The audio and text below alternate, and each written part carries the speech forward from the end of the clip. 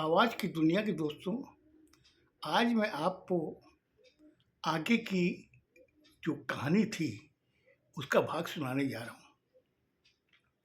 जब वहाँ समाज के ठेकेदारों की जब इमरजेंसी मीटिंग हुई, उस समय सब लोगों ने उस समस्या का निवारण के लिए सब अपनी-अपनी दलील पेश कर रहे थे।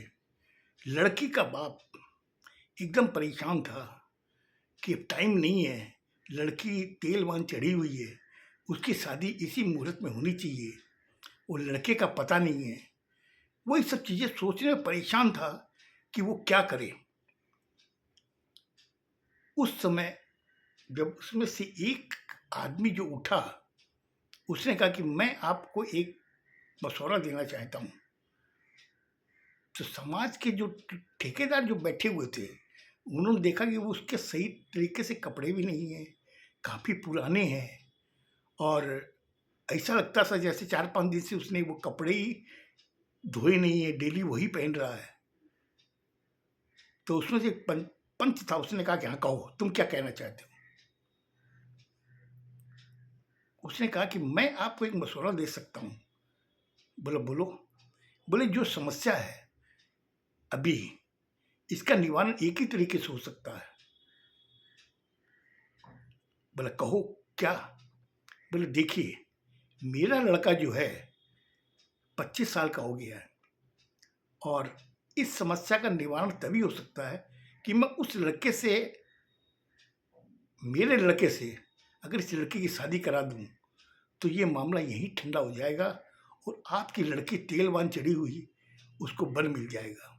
लेकिन मेरी हैसियत नहीं है कि मैं उसकी शादी कर सकूं, क्यों मेरे पास में वैसे इनकम का इतने कोई साधन नहीं है। लोगों ने जब सुना, आपस में घुसुर-पुसुर होने लगी और करीब 5 मिनट बाद में पंच ने कहा कि तुम अपने लड़के को बुलाओ। हम लोग उस लड़के से बात करना चाहते हैं कि वाकई वो लड़का तैयार है क्या शादी के लिए। तो उस समय उस आदमी ने कहा कि मैंने अपने बच्चे को जो संस्कार दिए हैं, वो मेरी फैसले पर आंख मीच के विश्वास करेगा। अगर आप लोग चाहते हैं तो उसको बुलाने की जरूरत नहीं है, मुझे 1 घंटे का टाइम दीजिए, मैं उसको लेकर के आता हूँ और आप तब तक घोड़ी वगैरह बाजे का इंतजाम कीजिए। लड़का आएगा और घोड़ी पे बैठेगा और बारात निकलेगी यहाँ से। जो सब लोगों ने जो सुना, सब लोग अवाक हो गए। उन्होंने कहा ठीक है। इधर में लड़के का जो बाप था वो नजर नहीं उठा रहा था, लेकिन जब उसने उसको देखा कि जो इतना विश्वास के साथ कह रहा था कि मैंने अपने बच्चे में ऐसे संस्कार दिए हैं, जो मैं कहूँगा वही होगा, मेरे लड़के को कहूँगा कि तुम्हें आज शादी करनी, अभी करनी है, वो ना नहीं करेगा। अब उस जगह सब लोगों ने आपस में विचार करने के बाद में पंचों ने कहा कि ठीक है, तुम्हें 1 घंटे का टाइम देते हैं, तुम अपने लड़के को तैयार करके यहीं पे लेकर के आओ। हम लोग क्या करेंगे, यहीं से घुमा करके हॉल में ले जाएंगे और बारात बड़ी धूमधाम से निकलेगी। बोले तुम्हारे जो रिश्तेदार उसको कैसे बुलाओगे? बोला आप चिंता न करें, मेरे ये समाज है ना, यही मेरा रिश्तेदार है। अगर ये 10 आदमी भी खड़े हो जाएंगे ना, बारात निकलेगी। उसने कहा कि उसने हाथ जोड़ करके उस आदमी ने कहा कि मुझे मैं जा रहा हूँ। वो चला गया। सब वहाँ बेताबी से इंतजार कर रहे थे कि आखिर क्या होगा, क्या होगा, क्या होगा। इधर में पंचों ने फैसला किया कि ये तो तैयार हो गया है, लेकिन इस आदमी ने जो शर्त रखी थी कि यहाँ आकर के शादी करनी पड़ेगी शहर में, और इसने सब कुछ किया है, इंतजाम भी किया है लड़की वालों का और टोटल व्यवस्था इसने की है, लेकिन इसने अपने बच्चे में संस्कार नहीं दिए। आज वो बच्चा सुबह से गायब है और इनके मुंह पर कालिक पोत गया हो, आज वो लड़की का क्या होता। तब तक 1 घंटा निकल गया और लड़के को लेकर के आए। आने के बाद में जब उन लोगों ने सबने देखा तो लड़के के बाप ने कहा कि इसकी जो हाइट है वही मेरे लड़के की हाइट थी, मैंने इस मेरे लड़के के लिए जो कपड़े बनवाए हैं इसको पहना दीजिए आप। सब लोग अवाक। लड़की का बाप भी कहा कि वाह।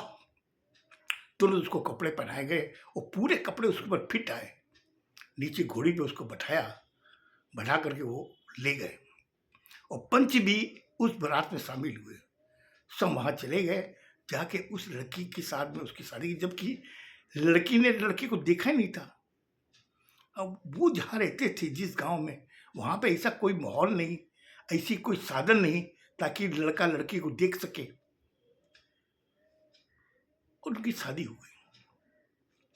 शादी होने के बाद में जब लड़की को लेके वो लोग जब आए जहाँ पे वो लड़की का बाप ठहरा हुआ था, वो तो पंचों को कहा कि आपने मेरी इज्जत बचा ली और वाकई मेरी लड़की की जिंदगी बर्बाद हो जाती है। बोला नहीं, ये जो समाज है ना, ये समाज इसीलिए बनाया गया है ताकि कभी भी कोई ऐसी प्रॉब्लम आवे तो 10 आदमी बैठ के इसका सोल्यूशन निकाल सके।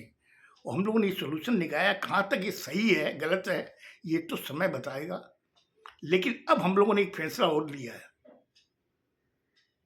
लड़के का बाप, लड़की का बाप और समाज के जितने आदमी थे, उन्होंने कहा कि हाँ, आप लोगों ने क्या फैसला लिया है? बोले हम लोगों ने ये फैसला लिया है कि ये जो लड़के का बाप है इसको हम लोग हमारे समाज से बहिष्कार करते हैं। वो इसके घर में कोई भी अपनी लड़की नहीं देगा ताकि इनको ये सबक मिले, क्योंकि ये जो पैसे के नशे में अपने बच्चे को संस्कार नहीं दे सके, उसे जो भी दिया ना वो कुऐब दिए हैं, जो आज ये नौबत आई। और हम लोगों ने फैसला किया कि इसको हम लोग अपने समाज से बहिष्कार करेंगे। और इधर में वो लड़का का बाप बहू को लेके जब घर आया तो देखा उस घर के अंदर 2 ही कमरे थे, 2 छोटे भाई, एक बहन और एक बहू, और उधर में सास। बहू ने जब वो सब चीज देखा और समाज ने जब देखा, उन्होंने कहा कि तू चिंता मत कर, समाज किस लिए बना है? इसीलिए बना है। आज तुमने जो हिम्मत दिखाई है और तेरे बच्चे के जो संस्कार है तुमने जो दिए ना, आज ये इस लड़की के बाप को बहुत काम आए हैं। हम लोग सब मिल करके तुम्हें काम देंगे, तेरे लड़के को काम देंगे ताकि तू भी हम लोग की तरफ बराबरी में आवे। इतना कहने के बाद बहू वहां घर में गई, सास के पैर छुए, जो भी देवी देवताओं की पूजा होती है वो सब की। करने के बाद में दूसरे दिन जब लड़के का बाप समाज से जब मिलने गया तो समाज के पंचों ने कहा कि देखो तुम अब एक काम करो, ये जो भवन बना हुआ है आज से तुम इसके मैनेजर हो और तुम्हें 50,000 रुपये महीना मिलेगा। और तेरे लड़के को हमारे इसमें एक पंच में जो ट्रस्टी है उसने कहा है कि वो अपने यहाँ पर उसे एज अकाउंटेंट रखेगा और उसको मिलेगी 40,000 रुपये महीना। तो 50,000 तो तुमको मिलेंगे, 40,000 इस बच्चे को मिलेंगे, तो ये होगा 90,000 रुपये हर महीने तुम्हारे पास में आएंगे। उसके बाद में तुम लोग एक काम करो, ट्रस्टी ने अपना एक फ्लैट दिया है जिसमें 4 कमरे हैं। जहाँ पे आप लोग ठहरे हुए थे ना वो ट्रस्टी का था। 1 तल्ला का पूरा फ्लैट तुम लोगों को देते हैं, तुम लोग वहाँ रहो और चिंता मत करना, ये समाज तुम्हें हर तरह से हेल्प करेगा। इतना कहने के बाद लड़के का बाप पंचों के पैर पकड़ लिए, बोले नहीं नहीं, तुम क्या कर रहे हो? तुम हमारे समाज के एक अंग हो। आज अगर कोई फसल मुरझाने लगती है ना या गलने लगती है तो बगल की फसल उसको सहारा देकर के खड़े करती है, वही समाज का काम है। हमें पहले मालूम नहीं था कि तुम इतने निर्धन हो, लेकिन आज जब तुमने जो साहस भरा काम किया है और तुम्हारे जो संस्कार है तुमने अपने बच्चों में दिए हैं, वो जब हम लोगों ने देखा तो तुम्हारी इस चीज से इस समाज को एक नया सबक मिलेगा।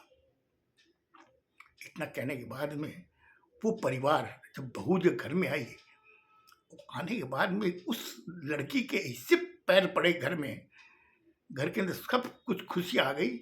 और माँ बाप की उसने जो सेवा की, मतलब सास ससुर की, अपने देवरों की, अपनी ननद की, सब अगल बगल वाले बोलने लगे, बोले वाकई बहू बहुत अच्छी है। और ये चीज इस समाज में हुई है, जो मैं आपको इसका शहर का नाम नहीं बता सकता किसी कारणवश, लेकिन ये चीजें जो होती है ना, ये अभी हो रही है। ये 20वीं 21वीं सदी का जो मिश्रण है ना, इसमें हम लोग कमाते तो हैं, लेकिन उसमें अपने बच्चों को संस्कार नहीं देते हैं। संस्कार देने के समय हम लोग भूल जाते हैं। वो बच्चे 21वीं सदी की लहर में ऐसा डूब गए हैं, उन्हें इज्जत का और संस्कार का कुछ पता ही नहीं है। किसे इज्जत देनी है, कहाँ पे संस्कार लेने चाहिए, किससे मिलना चाहिए, कुछ नहीं जानते। इसीलिए मैंने आपको ये बताया। आपको अच्छी लगी हो तो मुझे ज़रूर बताइएगा, कमेंट जरूर कीजिए भाई साहब, क्योंकि कमेंट सब आप लोग करोगे ना तो मुझे बहुत अच्छा लगेगा। आपके के अंदर किसी एक सशक्त ने मुझे एक चीज़ बताई कि भाई साहब आप इसके ऊपर एक वीडियो बनाइए, तो वो चीज़ मैंने सुनी। सुनने के बाद मैं उसमें मैं काम कर रहा हूँ और बहुत जल्दी उसके ऊपर एक वीडियो बनाऊंगा, जरूर देखिएगा। खुश रहो, स्वस्थ रहो, धन्यवाद।